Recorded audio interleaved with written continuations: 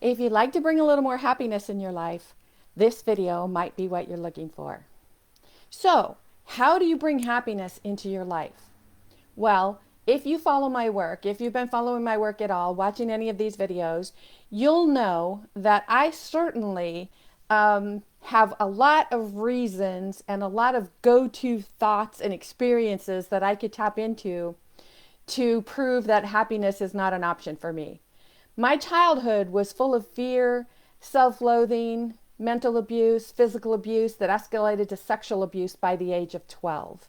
So if I want to draw on a negative memory, a low feeling memory, a low energy memory and belief, I certainly have a lot to choose from. And as we all know, right, that our belief about who we are and what we're capable of is created around the age of 5. By the age of 5, we pretty much are cemented into our minds about this is who I am, this is the way my life is going to be. And when we take it from there, we add to that and we create all of these beliefs about our incapabilities and what we can't do, as well as what we can do. You know, we create both negative and positive beliefs. And remember, there is no right or wrong. There is no good or bad. There simply is positive or negative. How it makes you feel. Does it make you feel positive or does it make you feel negative?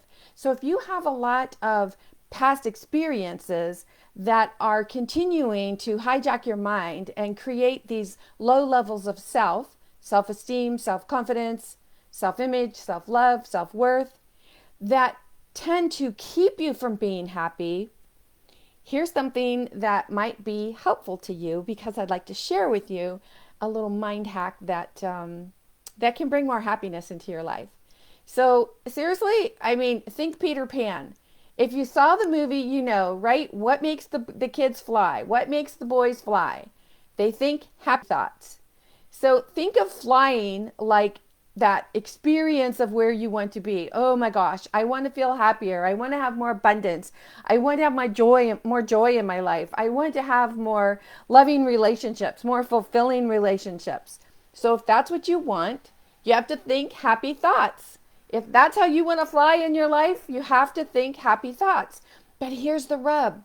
It's difficult to tap into happy thoughts and bring up happy thoughts when we have habits of only thinking about negative thoughts.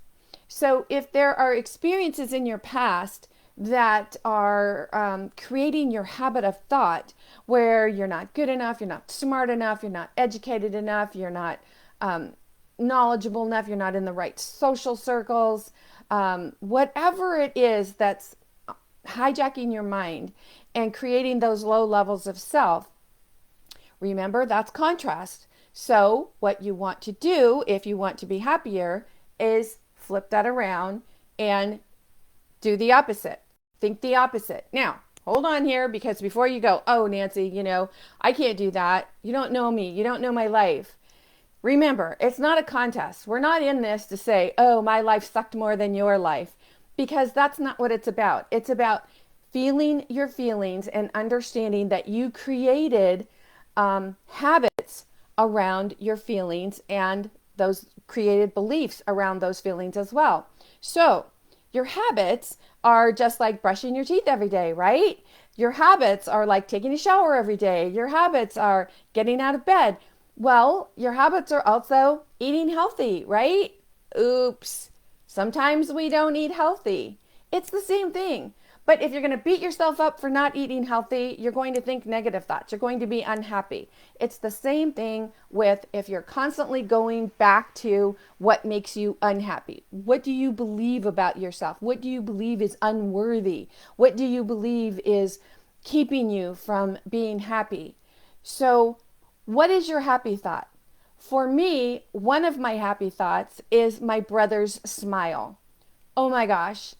My youngest brother, when he smiled, he could light up a room. In fact, I think when he smiled, to me, it's like that's what love feels like. Now, this is not to say that he was perfect. He definitely had a dark side. We all come from the same childhood, so there was, much darkness for us. But when he would smile, when he would be happy, oh my gosh, it was like, it was a smile that you could feel. And that is a very happy thought for me. So there are many happy thoughts that I could tap into. And what we want to do is be conscious of, am I thinking a happy thought or am I thinking a sad thought? And if I'm thinking a sad thought, a negative thought, why am I thinking that? Remember, there's no right or wrong. You're not wrong to think your sad thoughts, but ask yourself, is there some inner work that I could do around this? Is there something that I deserve to let go of? Is there something I'm ready to let go of? And if there is, then only you can do that. And when you start concentrating more on your happy thoughts, more on the things like, yeah, that makes me feel really good. Yeah, that really lights me up. Then when you realize that you're starting to go down that negative rabbit hole of unhappy thoughts, then you can say, oh, stop, stop, stop. You know what? I'm going to flip this around and I'm going to start thinking about my happy thoughts, because that's what I choose to do right now. And sometimes it's a bit of a stretch. Trust me, I've been there.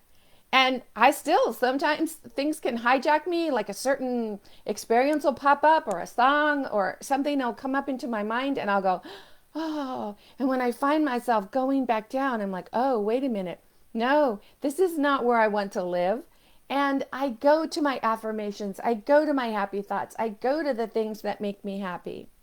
So if you'd like to bring more happiness into your life and you're having some challenges with your happy thoughts, if you're having challenges even finding your happy thoughts, I'm inviting you to visit masteringyourbeliefs.com. Spend some time on the site, look around, see what calls to you, and pay attention to your intuition. Like, oh yeah, I get a really strong feeling from this. Maybe I will check into this a little bit more. And if you have any questions, remember, ask your sensei.